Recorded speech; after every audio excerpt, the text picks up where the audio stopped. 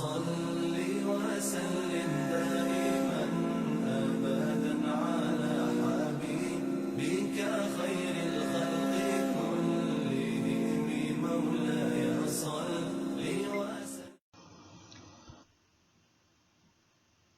Bismillahirrahmanirrahim. Assalamualaikum warahmatullahi wabarakatuh. Alhamdulillahirabbil alamin wal aqibatu lil muttaqin wala udwana illa 'alal zalimin. Subhanaka la ilma lana illa ma 'allamtana innaka antal alimul hakim. Wala haula wala quwwata illa billahil aliyyil azim. May yahdihillahu fahuwal muhtad wa may yudlil falan tajida lahu waliyyan mursyida. Asyhadu wa nashhadu an la ilaha illallah wa nashhadu anna Muhammadan abduhu wa rasuluhu amma ba'd. Tuan-tuan sidang penonton yang dirahmati Allah sekalian, marilah sama-sama kita merafakkan setinggi-tinggi rasa syukur kepada Allah Subhanahu wa taala. Dengan limpah dan inayah daripada Allah Subhanahu wa taala dapat kita sama-sama bersua dalam sesi tazkirah ringkas pada hari ini. Mudah-mudahan sedikit pengisian ini memberikan kebaikan kepada diri saya dan juga kepada tuan-tuan sedang penonton sekalian. Tuan-tuan sedang hadirin yang dirahmati Allah sekalian, kita melihat pada ketika ini, alhamdulillah masih diberikan kesempatan oleh Allah Subhanahu Wa Taala untuk kita dipilih oleh Allah Subhanahu Wa Taala berada dalam bulan Ramadan Al-Mubarak 1441 Hijrah ini.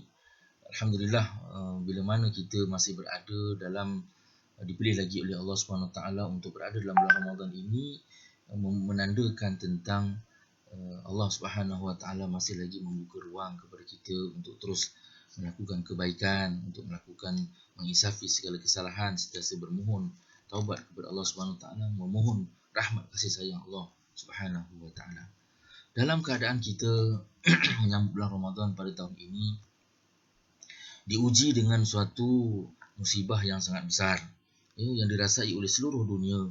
Kita terpaksa berada dalam keadaan terkawal, dalam keadaan perintah kawalan pergerakan PKP, disebabkan oleh suatu makhluk yang bernama COVID-19, virus yang memberikan suatu ancaman, memberikan suatu wabak kepada seluruh manusia, menyebabkan kita menjadi takut.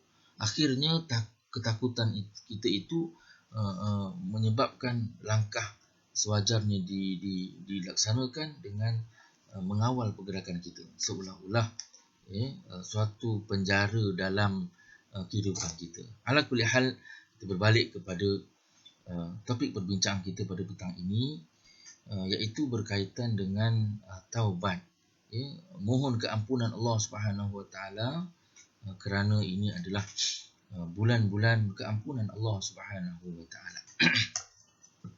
Suatu perkara yang saya ingin jelaskan ialah berkaitan dengan kaitan bulan Ramadan pada kali ini dan juga COVID-19. Yang kita nyatakan tadi itu merupakan suatu ujian dan juga musibah daripada Allah Subhanahu Wa Taala.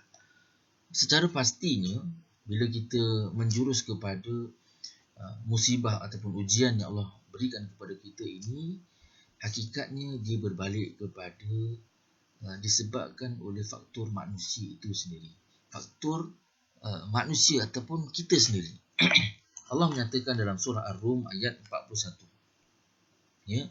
A'udzubillahi minasyaitonirrajim. Zaharal fasadu fil barri wal bahri bima kasabat aydin nas liyudhiqahum ba'dallazi 'amilu la'allahum yarji'un. Yang bermaksud telah timbul pelbagai kerosakan di darat dan juga di laut dengan sebab apa yang telah dilakukan oleh tangan-tangan manusia. Yang timbul sedemikian itu adalah kerana Allah hendak merasakan kepada mereka itu sebahagian daripada balasan perbuatan buruk yang mereka lakukan, supaya mereka dapat kembali bertaubat kepada Allah Subhanahu Wa Taala. Tuan-tuan sedang hadirin, sedang penonton dan rahmat Allah sekalian, bila kita sebutkan tadi berkaitan dengan penyataan jelas setiap daripada musibah, setiap daripada bencana alam, setiap daripada apa-apa juga perkara yang berlaku atas muka bumi ini, ia sebenarnya adalah berkaitan dengan kesalahan ataupun tangan-tangan manusia sendiri, atas kesilapan, kealpaan, kelalaian manusia itu sendiri. Dan Allah merasakan itu sebenarnya supaya manusia itu kembali sedar, ingat ini merupakan suatu ujian daripada Allah Subhanahu Wa Taala, daripada Allah Subhanahu Wa Taala, Allah yang menurunkan musibah, dan hendaklah kita kembali kepada Allah Subhanahu Wa Taala memohon keampunan. Dan Allah juga menyatakan dalam ayat yang lain dalam surah Asy-Syura ayat 30, "Wa ma asabakum min musibatin fabima kasabat aydikum wa ya'fu an katsir." Yang bermaksud, dan kejadian buruk yang menimpa kamu dari musibah itu adalah disebabkan oleh perbuatan kamu sendiri. Allah akan mengampunkan sebahagian besar daripada dosa-dosa kamu. Tuan-tuan sedang hadirin, para penonton dan rahmati Allah sekalian, kita berbalik kepada fakta yang jelas, merujuk kepada setiap ujian, musibah yang Allah kurniakan kepada kita ini adalah kesalahan daripada manusia itu sendiri. Hakikat ini harus disedari oleh setiap insan, manusia. Sebagai manusia ini kita kena sedar ini merupakan kesalahan-kesalahan daripada manusia. Tanpa perlu kita menuding jari kepada siapa yang melakukan kesalahan-kesalahan itu, maka kita juga harus mengambil tanggungjawab. Barangkali kesalahan itu juga adalah daripada kita, daripada keluarga kita, daripada orang-orang yang berada di sekeliling kita. Maka inilah penting untuk sama-sama kita menanamkan kesedaran, kita mengajak setiap manusia yang beriman kepada Allah Subhanahu Wa Taala, ataupun juga barangkali manusia-manusia yang tidak beriman, mereka tidak boleh nak menolak bahawa ini merupakan kerja buat, bukan manusia yang menurunkan virus ini, tetapi adalah Allah Subhanahu Wa Taala. Cuma ni mereka barangkali rasa ego dan tidak mahu mengakui perkara tersebut. Hakikatnya kita sebagai seorang Islam mengakui ini merupakan suatu daripada ujian kurniaan daripada Allah Subhanahu Wa Taala kepada kita, dan kita harus mengakui bahawa ini disebabkan oleh faktor kesalahan-kesalahan yang kita lakukan. Jadi dalam keadaan kita sedar ini merupakan perbuatan-perbuatan manusia, Allah juga memberikan suatu jalan untuk kita menghilangkan, mengangkat musibah-musibah seperti ini. Dalam keadaan Allah adanya sifat-sifat Ar-Rahman Ar-Rahim Allah Subhanahu Wa Taala, sifat Al-Ghafur, pengampun Allah Subhanahu Wa Taala, sifat At-Tawwab, menerima taubat. Allah memberikan jalan dengan memberikan suatu panduan. Ini merujuk kepada firman Allah Subhanahu Wa Taala dalam surah Ali Imran ayat 135. Allah menyatakan, auzubillahi minasyaitonirrajim. Allah berfirman, walladzina idza fa'alu fahishatan aw zalamu anfusahum zakarullah fastaghfaru lidzunubihim wa man yaghfiru dzunuba illa Allah wa lam yusirru ala ma fa'alu wa hum ya'lamun. Yang maksudnya, dan juga orang-orang yang apabila melakukan perbuatan keji dan menganiaya diri sendiri, mereka segera ingat kepada Allah Subhanahu Wa Taala, lalu memohon ampun akan dosa-dosa mereka. Dan sememangnya tidak ada yang akan mengampunkan dosa-dosa itu melainkan Allah Subhanahu Wa Taala. Dan mereka juga tidak akan meneruskan lagi perbuatan-perbuatan keji yang mereka lakukan, sedangkan mereka mengetahui akan salah dan akibatnya. Kita cuba mengambil tentang dua ayat ini. Kita sebutkan tadi apa yang berlaku pada ketika ini adalah disebabkan, Allah menyatakan adalah disebabkan oleh kesalahan-kesalahan, kesilapan, dosa-dosa manusia itu sendiri. Dan ayat yang seterusnya juga kita melihat kepada bagaimana ruang jalan untuk kita menyelesaikan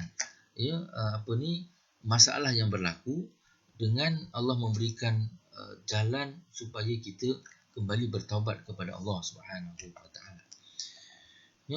Bila mana kita sebutkan tadi, dan orang-orang yang apabila melakukan perbuatan keji dan menganiaya diri mereka sendiri, perbuatan maksiat ataupun barangkali menganiaya diri mereka sendiri, mereka tahu perbuatan itu salah tetapi mereka terus melakukan perbuatan yang melakukan kesalahan itu sendiri, tetapi Allah memberikan satu jalan penyelesaian supaya segera ingat Allah Subhanahu Wa Taala dan memohon ampun. Ya, nescaya Allah Subhanahu Wa Taala akan ampunkan dosa-dosa. Mudah-mudahan dengan ampunnya, terangkatnya dosa-dosa kita ni, Allah akan mengampunkan, Allah akan mengangkat juga musibah yang sedang melanda kita pada hari ini. Tuan-tuan sedang hadirin, sedang penonton yang dirahmati Allah sekalian, dalam keadaan kita mengakui tentang kesalahan-kesalahan yang kita lakukan, kemaksiatan yang kita lakukan, kita harus akui bahawa kita banyak melakukan kesalahan. Ya, cuma dalam ayat yang lain, dalam banyak-banyak kesalahan, sebagaimana juga yang saya dalam surah Asy-Syura ayat 30 tadi, Allah sebutkan wa ya'fu an katsir, yang dijelaskan tentang Allah akan mengampunkan sebahagian besar daripada dosa-dosa kesalahan kamu. Ya, sebahagian itu disebutkan dalam ayat yang lain. Ya, innallaha la yaghfiru ay yushraka bih wa yaghfiru ma duna zalika liman yasha wa man yusyrik billahi faqad dhalla dhalalan ba'ida. Dalam surah An-Nisa, Allah Subhanahu Wa Taala berfirman, sesungguhnya Allah Subhanahu Wa Taala tidak mengampunkan dosa-dosa orang yang mempersekutukan, ataupun mensyirikkan Allah Subhanahu Wa Taala dengan apa jua, dan akan mengampunkan dosa-dosa yang lain. Dan sesiapa yang mempersekutukan Allah Subhanahu Wa Taala dengan apa juga, maka sesungguhnya dia telah pun sesat dengan kesesatan yang amat jauh, kesesatan yang nyata. Tuan-tuan sedang pendengar yang dirahmati Allah sekalian, kita melihat dalam keadaan Allah membuka ruang keampunan kepada kesalahan-kesalahan kita, perlu disebutkan bahawa satu kesalahan yang Allah tidak ampunkan ialah berkaitan dengan syirik kepada Allah Subhanahu Wa Taala. Saya mengajak kepada tuan-tuan, para penonton, para pendengar, hadirin yang dirahmati Allah sekalian, melihat kepada ini perkara yang penting. Dalam keadaan kita sedang berusaha untuk mohon keampunan, kita minta supaya diangkatnya musibah ini, satu dosa yang dijelaskan tidak akan diampunkan oleh Allah SWT berkaitan dengan perbuatan syirik. Maka perlu untuk sama-sama kita berusaha untuk mengelakkan diri daripada perbuatan syirik. Maksud syirik itu, kalau kita berbalik kepada kefahaman, iaitu menduakan Allah Subhanahu Wa Taala, menjadikan adanya kuasa yang lain, adanya yang maha berkuasa selain daripada Allah Subhanahu Wa Taala. Ya, dan ini juga dihuraikan secara lebih terperinci, sama ada perbuatan syirik itu daripada perbuatan syirik yang jelas ataupun perbuatan syirik yang tersembunyi. Ya, dalam keadaan kita sebutkan tadi syirik yang jelas, mungkin kita sebagai seorang Islam, kita nampak jelas itu mungkin hanya melibatkan persoalan-persoalan kita sembah patung, sembah kepada Tuhan yang menyerupakan seperti mana Tuhan Allah Subhanahu Wa Taala. Tuhan-Tuhan mereka itu dijadikan sebagai sembahan.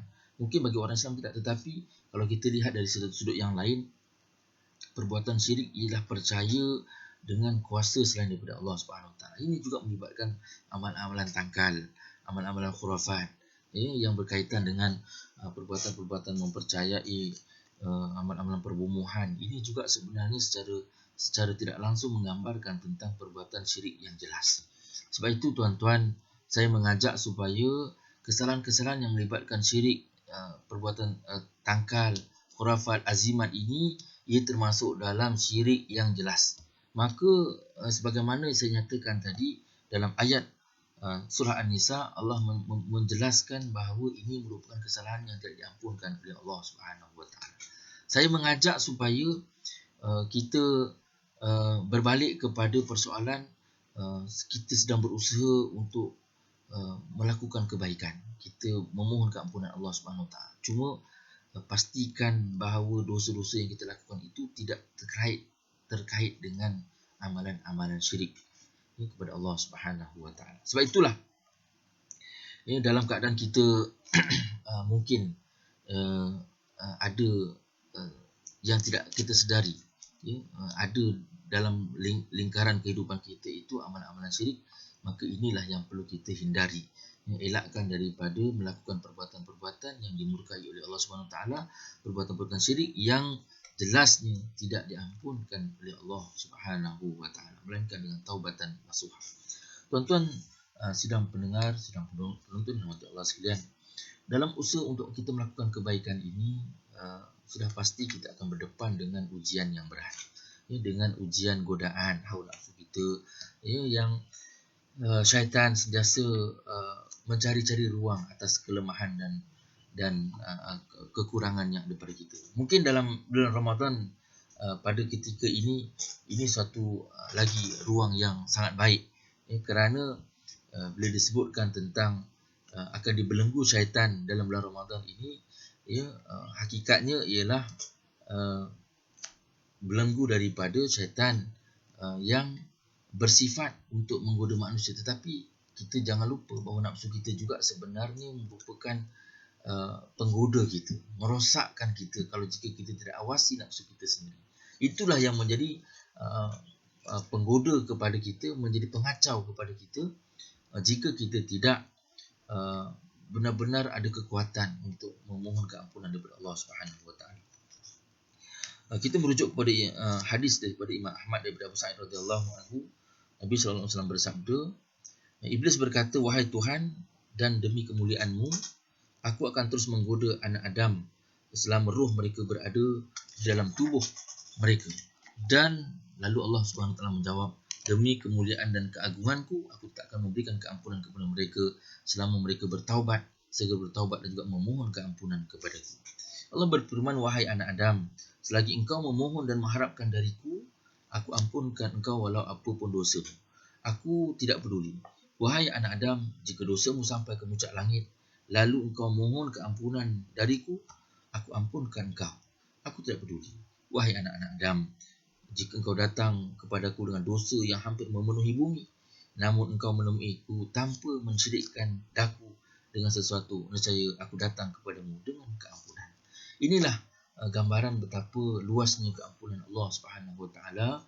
Pintu taubat Allah Subhanahu Wa Taala itu terbuka luas untuk kita sama-sama memohon keampunan daripada Allah Subhanahu Wa Taala. Sedang hadirin dan Allah sekalian, dalam keadaan kita telah pun jelas diuji oleh Allah Subhanahu Wa Taala dengan COVID-19, kita telah pun adanya istilahnya penjara dalam pergerakan kita ini, maka marilah sama-sama saya mengajak tuan-tuan untuk kembali bermuhasabah diri, menginsafi diri, memohon keampunan Allah Subhanahu Wa Taala, lebih-lebih lagi dalam bulan Ramadan Al-Mubarak yang pintu keampunan itu sangat luas yang dibukakan kepada kita, yang diberikan ganjaran yang sangat besar dalam bulan Ramadan ini.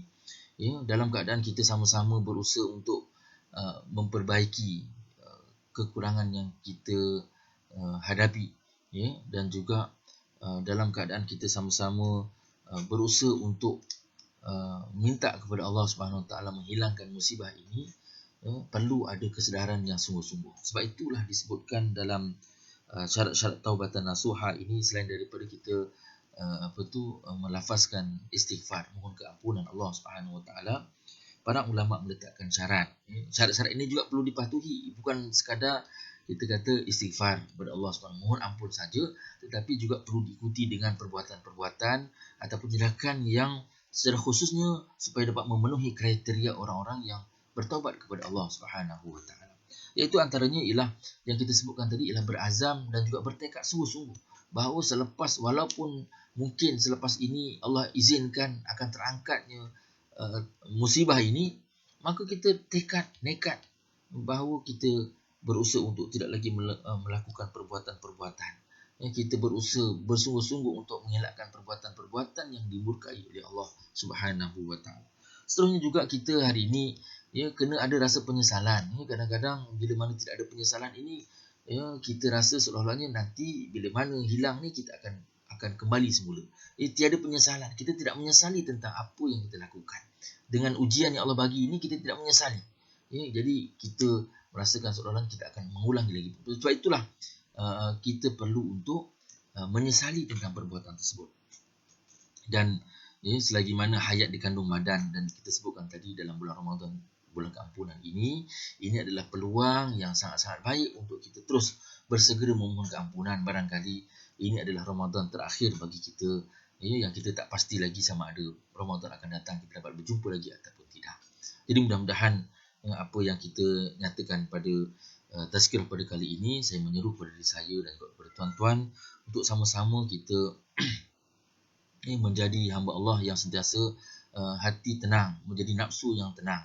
Sebagaimana dalam surah Al-Fajr, ya ayyatuhan nafsul mutmainnah irji'i ila rabbiki radiyatan mardiyah fadkhuli fi ibadi wadkhuli jannati. Mudah-mudahan kita mendapat kebaikan dalam bulan Ramadan ini, dan dapat kita mengawal hawa nafsu kita yang menjadi musuh kita, yang mudah-mudahan dengan kita mendidik jiwa kita mohon keampunan, mudah-mudahan kita akan tergolong dalam jiwa-jiwa yang tenang, yang mudah-mudahan kita kembali kepada Allah Subhanahu Wa Taala itu dalam keadaan radiyatan mardiyah, dan kita dapat masuk syurga Allah Subhanahu Wa Taala. Mudah-mudahan tazkirah ringkas ini memberikan kebaikan kepada saya dan kepada tuan-tuan. Aku qauli hadza wa astaghfirullahal azim wa lakum. Wassalamualaikum warahmatullahi wabarakatuh.